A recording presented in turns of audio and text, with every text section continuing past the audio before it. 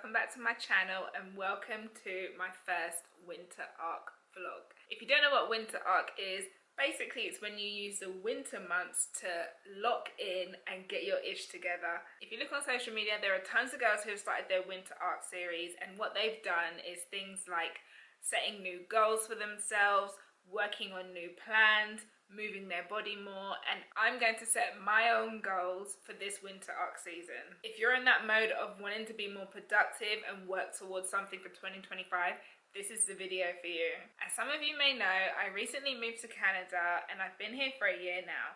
Now Canada takes the cake when it comes to winter, and coming from London, UK, where it's just rain and grey skies all the time, Canada is totally different. Like, now I'm dealing with snow and minus temperatures. No one in Canada is outside when the snow is on the ground. So this is the perfect time for me to lock in and work on my discipline in this winter arc series. Some of the things I want to work on before 2025, some are new tasks and some are not new tasks, but basically I just want to continue to work on my health and wellness, and that includes eating the right foods, taking the right vitamins and supplements, and obviously moving my body. Your health is truly your wealth, and in this household we prioritize our health. So I'll be making sure that I'm on top of all my vitamins. I'll be moving my body during these seasons, and as you may know, I'm also on a weight loss journey, so I'll be eating foods that are gonna help me achieve that goal for 2025.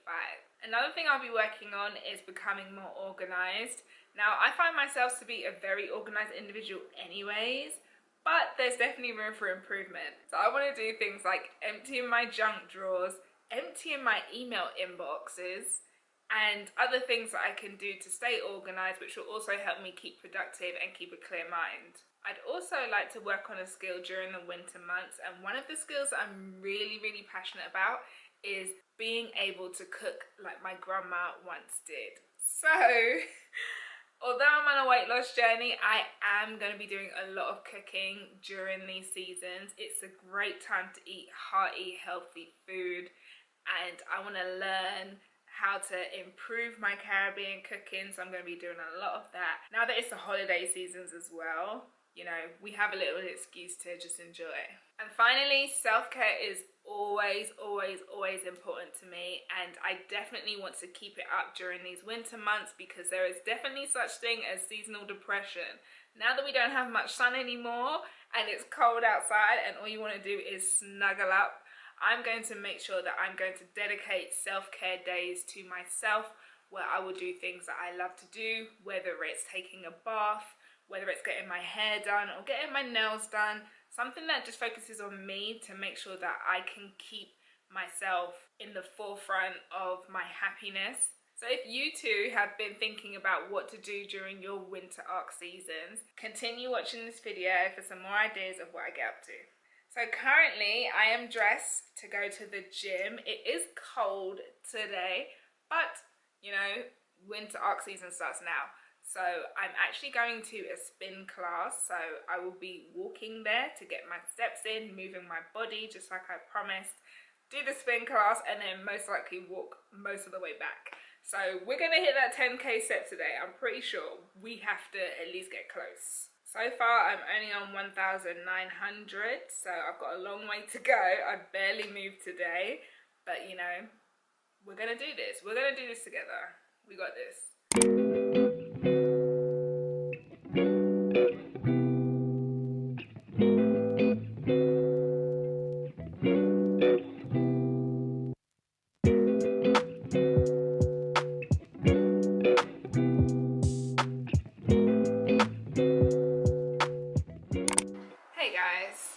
I'm back. It is a new day. So yeah, today I worked, but now I'm gonna cook. So your girl has gained some weight since being in Toronto. In fact, I started gaining weight before I got to Toronto, but now it's just kind of like got out of hand. So I want to cook some like ramen noodles, but instead of actual noodles, I've got these cognac noodles. I don't know if you guys ever heard of the cognac plant, but basically cognac is a plant, and it's gluten-free, it's soy-free, it's high in fiber, it has a lot of calcium, it's great for vegans, And what they have done is they've used this plant, the cognac plant. It kind of looks like an aloe vera if I remember correctly. But they've taken the gel from the plant and they've put it into like certain forms. So you can get it in a spaghetti. How good does that look? Like it just looks like normal noodles, right? But it's not, it's plants. So it's no carbs. Well, it says like 4 grams of carbs, but essentially it's a plant. So I'm gonna eat this as like my pasta for my ramen noodles. I'm gonna have that with chicken. I had my chicken in the air fryer and that's gonna be my dinner.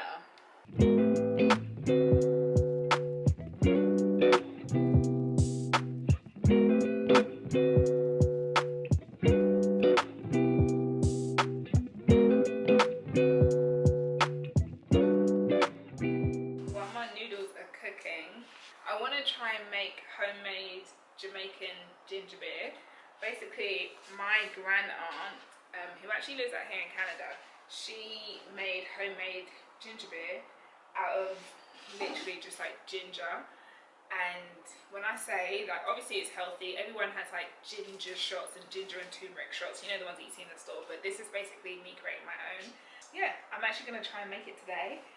I'm going to try, I say try because my NutriBullet I actually brought from the UK, so I have to plug it into the wall with a converter, and the converter slows down the speed, so it may not grind as properly as I hope it would, but we gonna try. I literally bought a bag of ginger from the grocery store, so we're gonna wash these and put it in. My grandaunt said that she actually puts it in with the skin on, so fingers crossed. So I've got these like bags that I keep my foods in. I might just strain it through this to get all the pulp out. We're going to figure it out.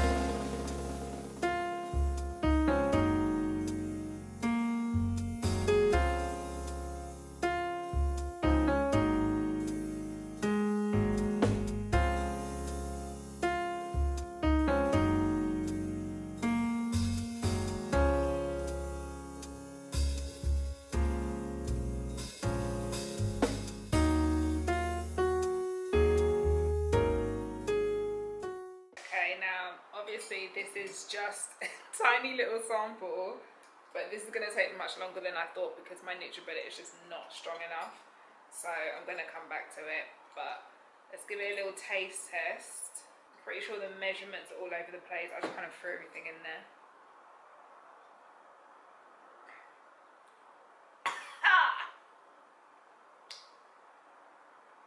Wow, that's fire. It's not bad. A bit more sugar, a bit more water, a bit more lime juice. But my grandaunt's was literally fiery like this, so if you like it fiery, put it on some ice, a bit of rum, it's bomb. But whoa, the strength that it's at now is more like for a shot, like a health shot. I actually want to make this like drinkable so we can just drink in the evenings or drink first thing in the morning. So I'm going to take a bit more lime juice, a bit more sugar, and try and do this because it's taken me forever.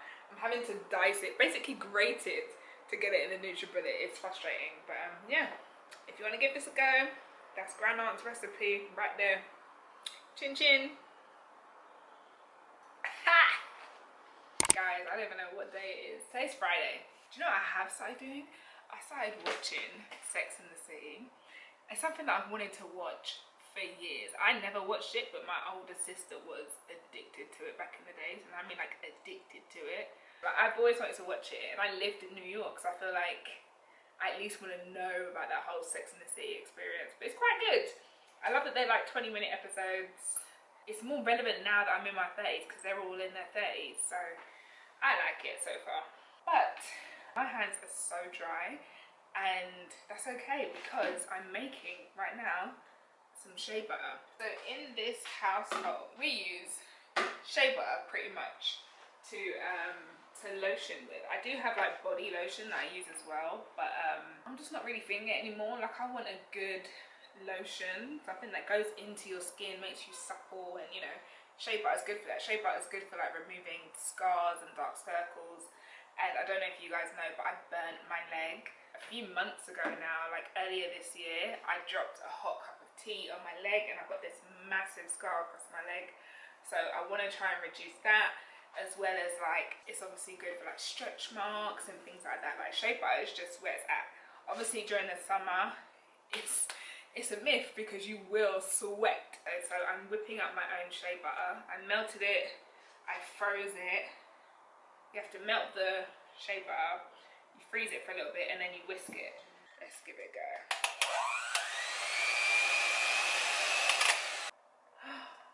I froze it too much, no.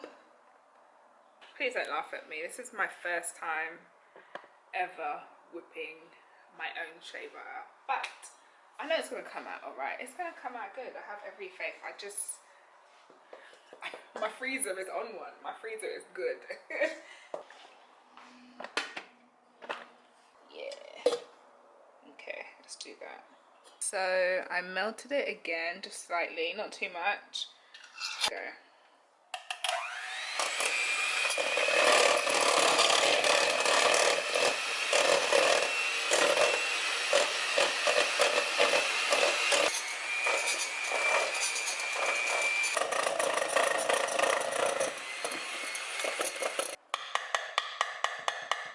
Oh, smooth. Look at this. Yes, yes, yes. Shea Butter, baby. Look at that shine. Ain't no dry skin in here. Look at that. My little Shea Butter. I could definitely get more in there, but this will last me a good while because a little goes a long, long, long, long way. Hey guys, it is a new day. Oh, I feel refreshed. Damn. It's Sunday and I'm having a chilled Sunday. The boyfriend has gone off to work and now I'm about to cook some oxtail. I went to Young and Eglinton yesterday. I didn't show you guys, I didn't vlog there, but basically I bought some oxtail.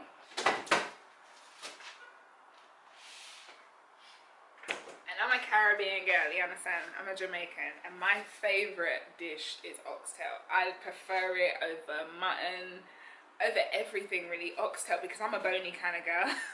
Give me anything with bone. Even if I eat oxtail, I want the bones. Don't give me the meat, give me the bones. So yeah, I've seasoned up my oxtail. It's nice, good and seasoned. I'm about to cook it now. Hopefully, I pray it's a good piece of meat and it doesn't take hours. It's 12:30 now. I predict that it'll be done by 6 o'clock. That's what I'm hopeful. I've got my avocado oil, which is obviously a healthier oil. It's an oil you can actually fry up to high heat with. So I'm just going to pour that in my pot. I have made oxtail like 1,000 times, like a gazillion times. And I do know how to make it, but I always want to refer back to my book because you just want to make sure that it's right every time. Obviously, when I'm like 20 years into making oxtail, I'll never look at a book again, but for now I always refer back to my original flavor. The guys Sean and Craig McCann. This book is the best Caribbean book you can get. They got most of their recipes from their grandma, and when I tell you grandma's cooking, their grandma's cooking is just like my grandma's cooking. Like, it is to the T. Like, don't look at any other Caribbean cookbook. This is the cookbook that you need. If you're trying to cook Caribbean food, original flavor. Like, I swear by it. But otherwise, as far as like the steps, I know the steps pretty off by heart. But I just want to make sure that I have all the ingredients because once something's missing, it's not the same. It's not the same. So it all has to be there. But yeah, so I'm about to finish watching some church. I watch Transformation Church online and they've got a guest speaker at the moment, so I'm watching that. I'm not doing anything today. I've been using my Fitbit to let me know like when I'm ready to work out. It bases it off like your oxygen levels, how much sleep you got the night before, and all that kind of stuff. And after yesterday, it's told me that my readiness score is low. So it's telling me that I need to focus on just like relaxing or doing like stretches or light walking, light yoga, because my body's been under a lot of stress the past few days, just like working out, working, running errands. Like I've just been like, and you know, I need to get control of this weight. So because ever since I came to Toronto, your readiness score will tell you like if your body's in fight or flight mode and it just needs to relax. Stop stressing yourself out, because then you're raising your cortisol and all that type of stuff. You don't want to do that. So I'm trying to listen, Look at that. Honey, honey, honey. Linda, honey. We're just going to stir it. Make sure every side gets covered and turns brown. And then when it turns brown, I'll go ahead and put in all the seasonings. I'm sitting down with my apron on because I'm obviously cooking the oxtail, and I've decided to do a bit of meal prep, so I'm cooking some chicken as well for the week. But I went through my drawer and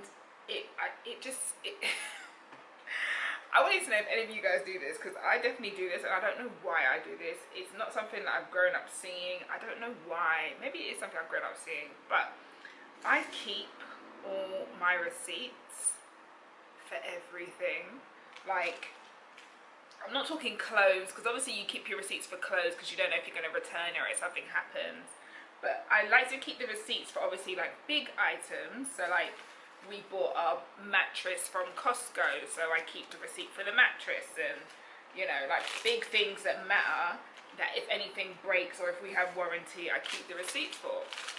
But it's kind of spiraled into the case where I keep receipts for everything.